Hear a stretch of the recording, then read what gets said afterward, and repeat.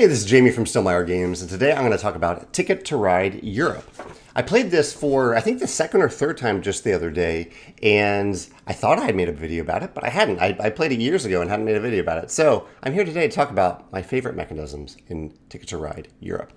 So Ticket to Ride Europe is largely the same as Ticket to Ride, except there's a European map, and there are three small differences. There's a push your luck element, there are stations, and there are a new importance placed on locomotives. Let me start with my favorite mechanism. Let's just jump right to it. I think it's the stations. I enjoy all these mechanisms for different reasons, but I think I like the stations the most. I don't have any visual examples of the stations here, but the stations are new miniatures. You get four of them, no, three of them. You get three stations, and they can be used if you get blocked out of a city. So if you get blocked out of a city, but you really need to connect that city to your greater network of trains, you can place a station on that city. It doesn't need to be a particular city, it just needs to be somewhere within a route that you're trying to connect. So it could be at, so if like this blue train, I don't know if that's a good example, but say this were a blue train, and this is a blue train here, and you're trying to connect this little route here that you got blocked out of, you could place the station here or here, one of those two spaces. But I just like the flexibility that it adds to the game, that there is still plenty of tension, plenty of pressure to connect the routes that you need to connect in Ticket to Ride Europe. But as a backup, you have those stations, and there's a small sacrifice to it because every station is worth 4 victory points at the end of the game. And in fact, in the recent game that I played, that made the difference. I had used 2 of my stations. My opponent hadn't used any stations, and he won the game. In a 5-player game, it was pretty close at the end of the game. So I think that added flexibility of the stations is my favorite element of the game. However, I also enjoyed the push your luck and the additional use of the locomotives. Let me talk about the locomotives real quick because it's very brief.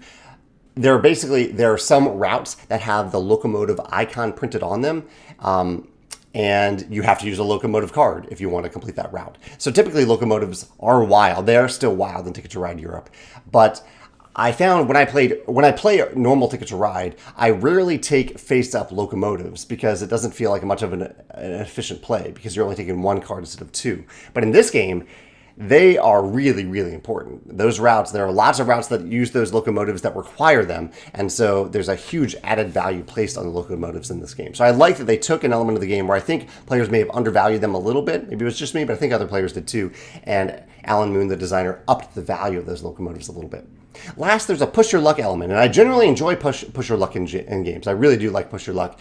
Here, I enjoyed it a fair amount, but let me explain how it works. There are certain routes that have a distinct icon on them, and when you are trying to complete one of those routes, you kind of declare vaguely that you want to complete a route that has the push your luck element, and you have to reveal 3 cards from the top of the deck.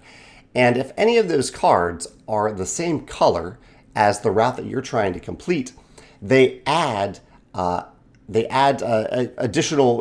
make you spend additional cards from your hand to complete those routes.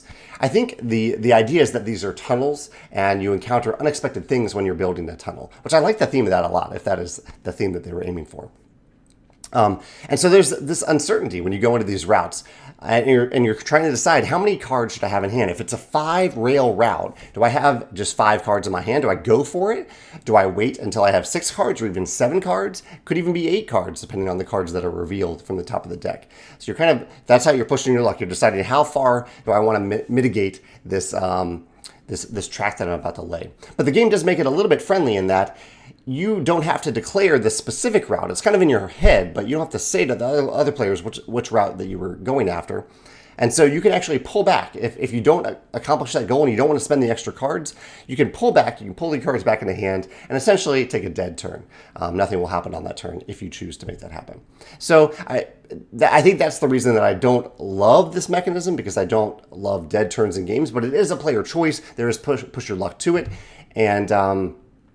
And it can feel good when you pull it off, when you only needed the exact number of cards that you were going for.